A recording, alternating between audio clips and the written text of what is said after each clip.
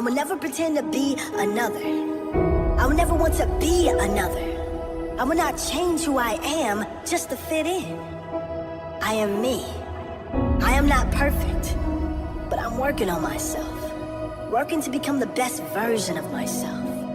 I am working on myself to continue to expand my own self through my own work, in my own way. I am me. Good evening, dolls and gents. This is your girl, Wanda Godsbratt of Watching Wanda's World. And tonight I have with me Daphine Taylor-Nelms, excuse me. I don't know why I always want to switch it around.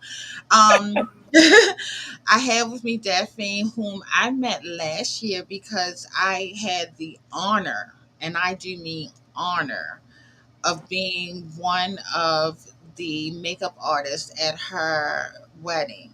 My sister Cassandra Townsend had me be her assistant, and since then, I feel like we formed a friendship. I feel like part of her family, and when I say she was one of the most beautiful brides I have ever seen in my life, y'all. The dress was phenomenal. The wedding was beautiful.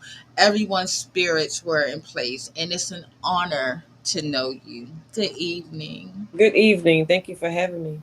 So tonight, what we're going to talk about, Daphine has a multitude of talents and interests. Daphine is in the healthcare profession. We're going to talk about that. She's an entrepreneur and she's an Eastern Star. So, first of all, I'd like to talk about you being in healthcare. What exactly is it that you do? I am a phlebotomist, which is considered a health technician in the uh, technical world. We're called health technicians, but we're actually phlebotomists. Presently, I work for the Hampton VA here in Hampton, Virginia, as one of the techs in the outpatient lab. But I started my journey in phlebotomy over 20 years ago. Um, I went to school, one of my local community colleges, decided I wanted to do phlebotomy. I started off in the nursing. Mm-hmm. Nursing didn't go well with me. I was a mother of two children, and they said, "Oh, you have to quit your job in order to make this work." Um, that was a no. Right. Quitting my job was not an option with two children and a single parent. Um, Mm-hmm. so I went a different direction in the medical field because the medical field is where I wanted to be. Um, so I streamed over to phlebotomy. So once I got into there, I think it was like 2 weeks into my class, I became a tech at the local hospital. So I Oh, got hired within 2 weeks after I started school. So it's been my passion and my love ever since. Medical, um, the healthcare facility is my love. It really is. now, what is it that you? I know when I was coming out of high school, I wanted to be an X-ray technician. But life after life, and 2 weeks after I graduated high school, I moved out on my own, and it was no going to school because I had real woman issues. I had to, pay the rent, so that became, a dream. And I'm blessed that I was still able to be successful. I didn't get to do the college route like I wanted to because life changes your course Exactly. sometimes. Now what is it that you love most about being in the healthcare industry? The patients. Um, my outlook on the healthcare is it could be my mother, it could be Mm-hmm. my father, it could be Mm-hmm. my children, it could be a dear friend. And I in the healthcare field, I've seen other coworkers mistreat individuals. I've seen um, individuals come in and being spoken to in a manner that's very unacceptable in any lifespan. But Mm-hmm. my thing with healthcare is I like to make people feel comfortable and that they can trust me. Um, Again, I started off in phlebotomy and then I broadened my horizons and I went into dialysis. I did dialysis for 15 years. as a dialysis technician. And the greatest pleasure was to be able to put a smile on the patient's face. They can come in at any given day, and uh, dialysis patients stay on the machine for 3 hours, 4 hours a day, Mm. 3 days a week. Um, so most of their life is in the dialysis facilities. So just to be able to get laughter, make them smile, or just take their mind off of just going through the trauma of the dialysis beating their body down Mm-hmm. every day, and being able to educate them makes me feel like I've accomplished the world. Because when they leave out and say, "Oh, are you going to be here when I come back the next day? Then my next treatment," and to hear them, for me to say yes, and they was like, "Okay, well, I hope I got you." That makes me feel like I've accomplished everything that I needed to accomplish there that day. And just to know that they want to see me the next time they come back means even more. And that's one of the things I was saying about, as far as me and my artistry with makeup, my gift. I thank God that even though I can't work a traditional job anymore, He gave me a talent that, number one, is therapeutic for me, because it uplifts my spirit, and it's part of my self-care. But when I sit with a client or friend, or a client friend, because they're more than a client, they're more than just a paying customer to me. They're a person that, for whatever reason, they are sitting in my chair, and I want to give them that, I want to give them an experience, Exactly. you Exactly. know. um you sound like what I call old school nursing, which we don't get that too much anymore. And I hate to say it, and not to bring a negative into it, but since the Trump era, like, you're almost scared to go into the hospitals and different things like that, because you don't know who are the hidden ones and who has your best interest at heart. So when they ask for you the next day, they can feel your spirit. And I get that a lot.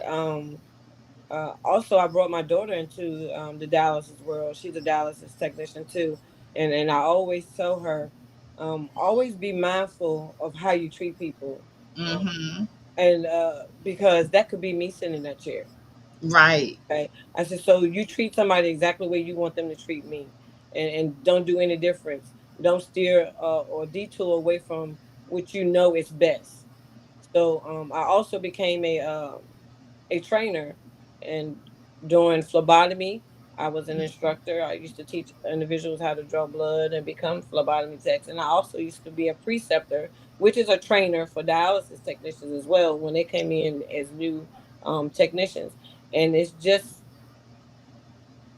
it feels so good to be able to teach someone something that you know and see them grasp it and understand why that you do Mm-hmm. things this way and why you do things that way and why you have to pay attention to your patients, and you got to stay close to them because we're like a second family to them Right. when you become into the health field.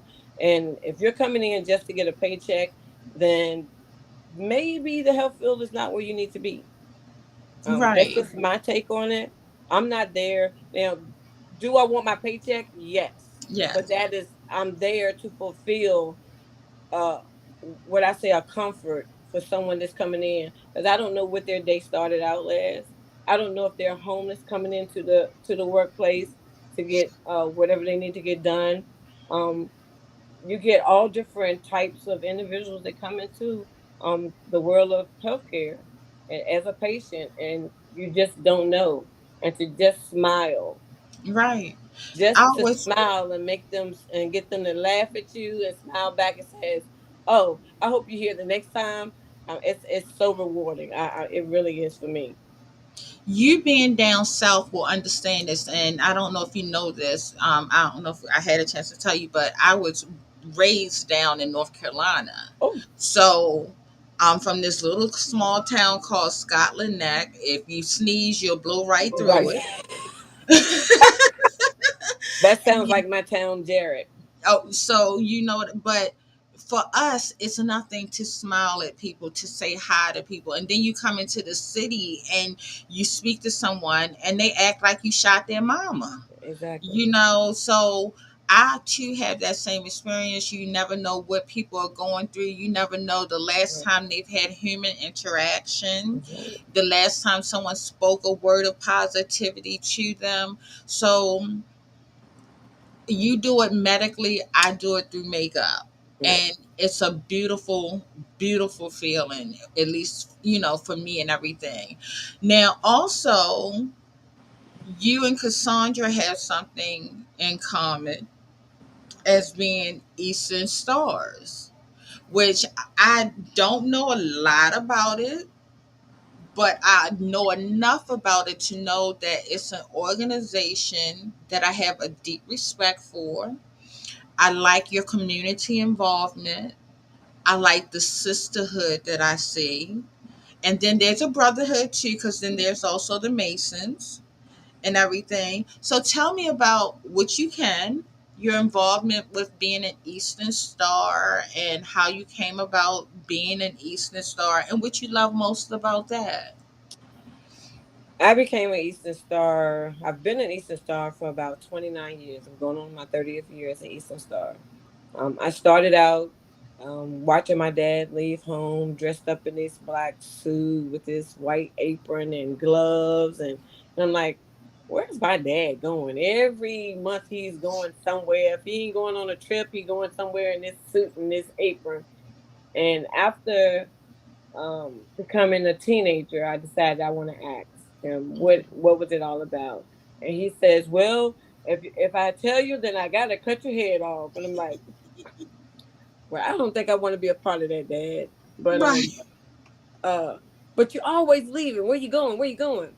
So finally, he told me, it's a fraternity for men, but they also have women that's a part Hmm. of it. So I researched, I asked questions to others that I knew was in it, and I became a member of Jared Chapter number 185 29 Hmm. years ago. Okay. Surprised my dad. He did not know that I had even thought about doing it. So that was a proud moment for him, and a proud moment for me because to see my dad as a master mason, a past master, and a very respected man in the fraternal order. I wanted to be a part, and Hmm. so I reached out and I became Eastern Star 30 years ago. Um, I am a past matron, which means I hold the highest seat within my chapter. Okay. But I am also now the present worthy matron of my chapter, which I am back in the seat again, holding the highest seat in my chapter. But I chose to go back in because I was asked by some new members that we have in our chapter, and they wanted to grow. So in order Hmm. for them to grow, they wanted me to teach them and nurture them, and so I got back into the seat again. And that is such an honor to have someone ask you, will you guide us? Will you guide us in the right direction to be what you are and to get to where you are right now? And it was such an honor, and I took it on. And next year they're gonna progress up, so that's uh, a plus for me, and it makes me feel so good. But I am also a grand officer.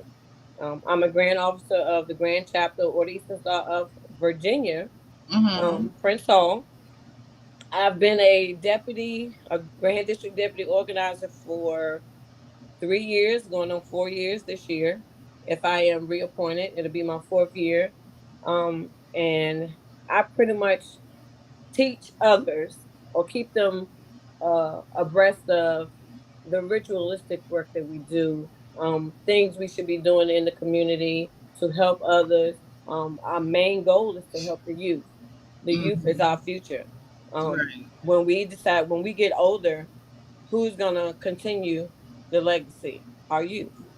So we have to teach them and bring them in and make them finer women and finer gentlemen in the order. And we do a lot of that, and we groom them um, in the state of Virginia and other states as well. So they always say To be one, ask one. Excellent. Mm-hmm. So if anybody is wanting to know what it is to be an Eastern Star or how they can become an Eastern Star, if you know one, ask one. They will guide you in the right direction. Definitely. Um, I I would definitely say this one thing though. I'm sorry. I apologize. Mm-hmm. Some people seem to think that we're a cult, Mm-hmm. and we're not a cult. Anything that we do, you can read and research. But however, just like any sorority or fraternity, it's certain things that you're not obligated to know until you become one. Mm. Um, uh, Again, we're Bible based.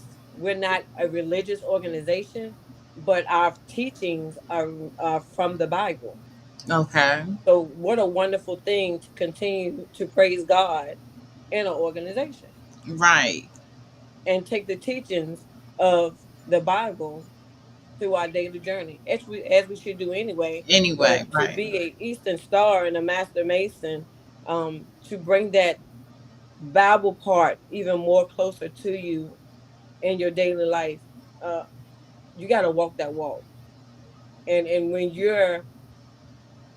when you're part of a great organization as such, and you're able to walk that walk and stick your chest out and say, "I am that final woman," it Mm-hmm. it, it gives you such a pleasure, and you always want to give back, give back, give back.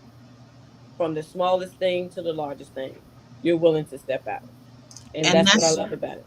that's beautiful because Sandra is on here and my girlfriend Denise is Hello, on here. Cassandra. And she Hello. was like, "Come on, sis." Yes, But yes. I do try to lead my life. I don't profess to know everything about the Bible, but when I wake up in the morning, my prayer before I hit the floor is, God, as I go throughout this day, let people see you working in and through me, That's right. through my actions, my deeds, my words. And a lot of times I'll become silent and people are like, well, why is she saying? Because I think about what I say before I say it because I want to make sure I'm saying it from the right spirit.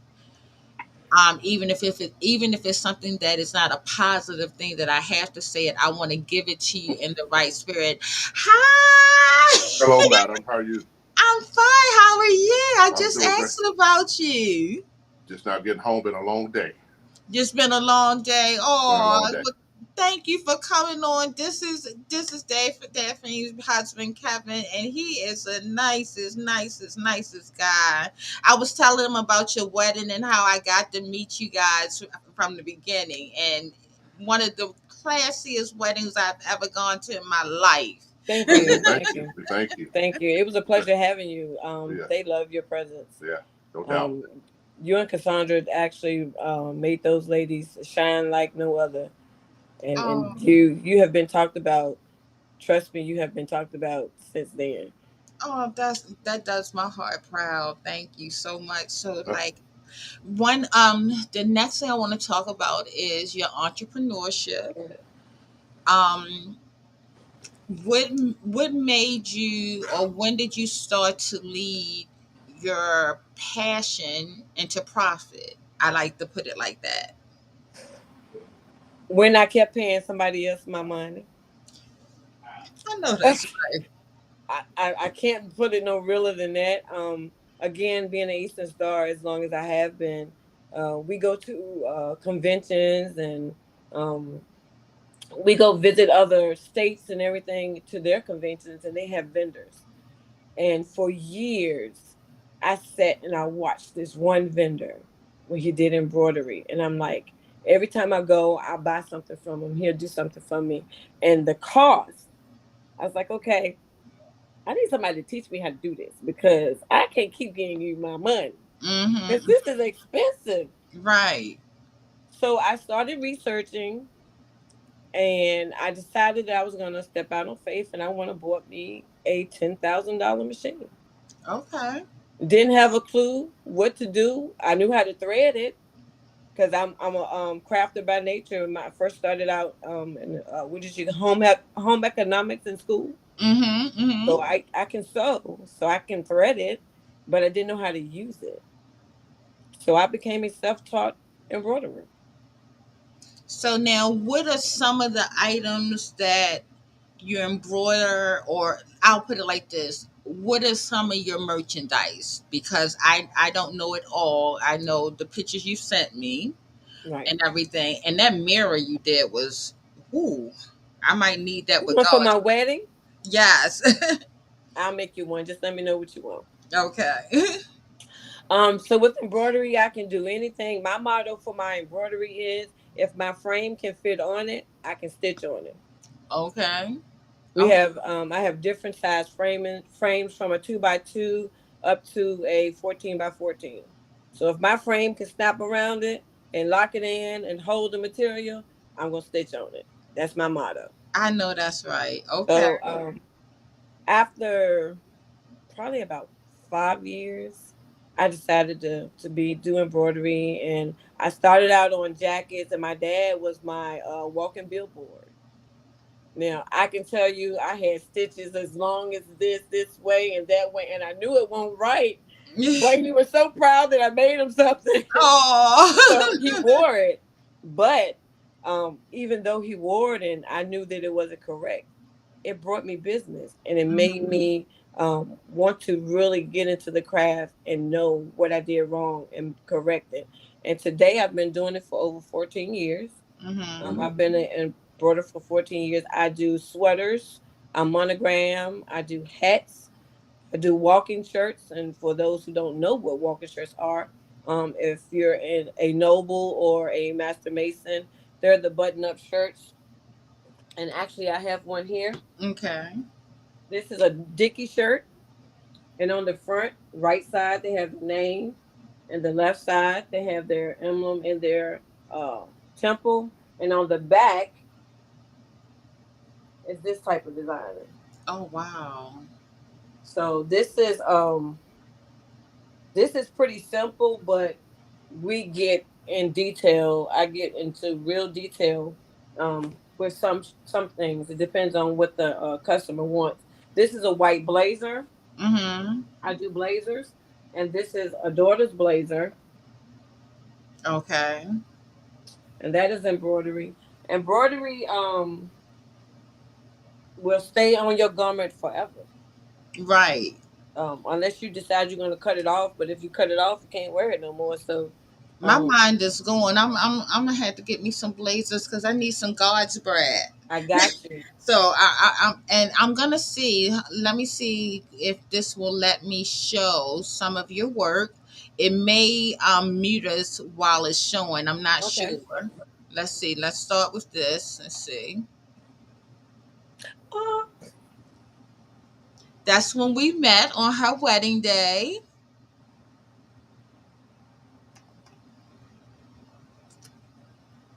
that's me and my past matron collar. I mean sash. Okay, and also it is letting us talk good. So a lot of Yes. times, and this is her Logo. logo. It cut off a little bit of it. And the name of my business is Embroidered Memories. You can find And me on Facebook. I was just getting ready to say, tell them how they can find you. You can find me on Facebook under Embroidered Memories. That's EMBROIDERED Memories, MEMORIES, or on my regular page, Daphine Taylor-Nelms. Okay, and then what is this? Is this these pillows? These are handmade pillows. I Okay, made these from scratch. Cut out the fabric, stitched the item on it, and stitched them up and stuffed them myself. So these are handmade by me. wow. Their OES images on the back. It has the individuals' names and their chapters. Okay, and then what's that? This is the military sorority, um, the keys. Okay, So this is for the young ladies, got you. the Kappa Epsilon Psi, See, and I was those are towels. those are towels. Those Okay. are towels.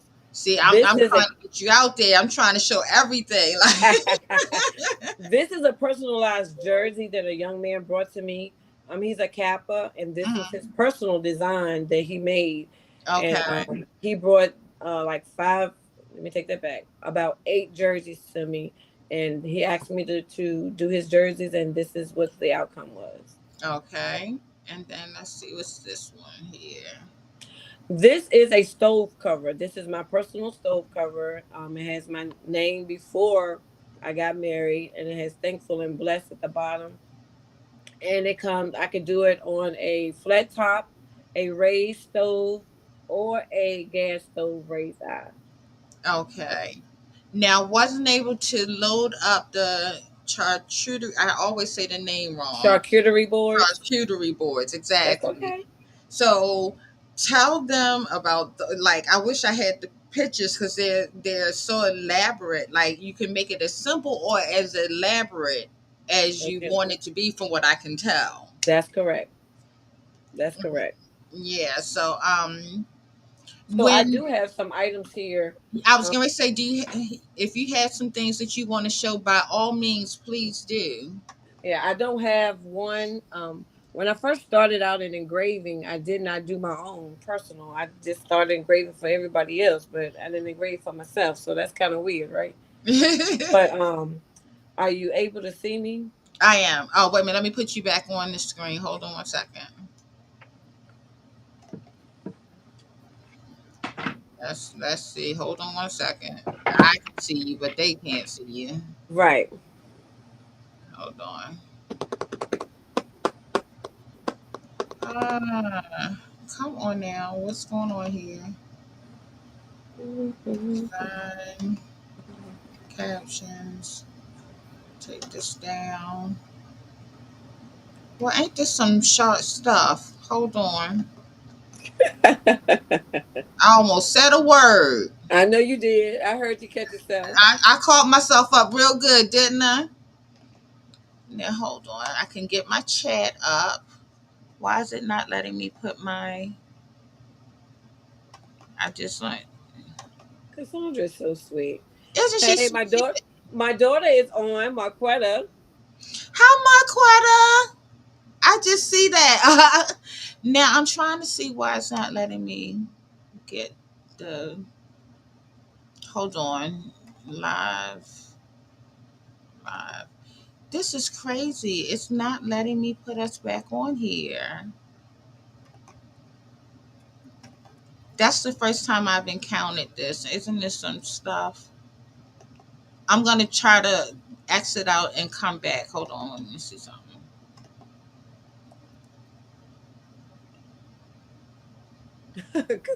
That's crazy. Okay, it's not letting me. Hold on. Oh, wait a minute. Wait a Hmm. minute. Wait a minute. Let me see what this does. Hide.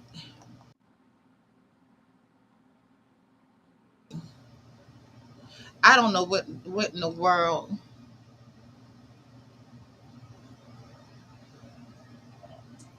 Okay, this is new. This is some new stuff here. It's doing something different.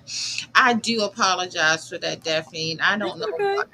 why it's like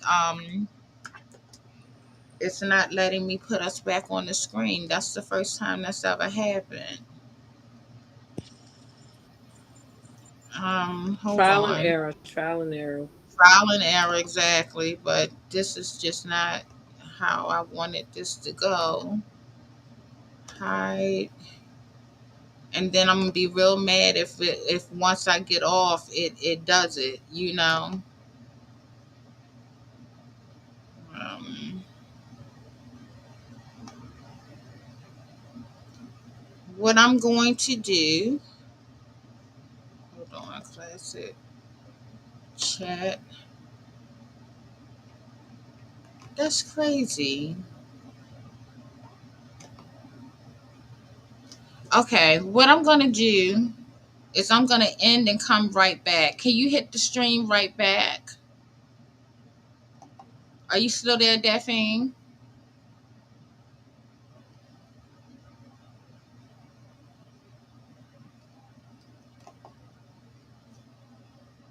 For stream. Let's see. Edit. This is crazy. I don't like this.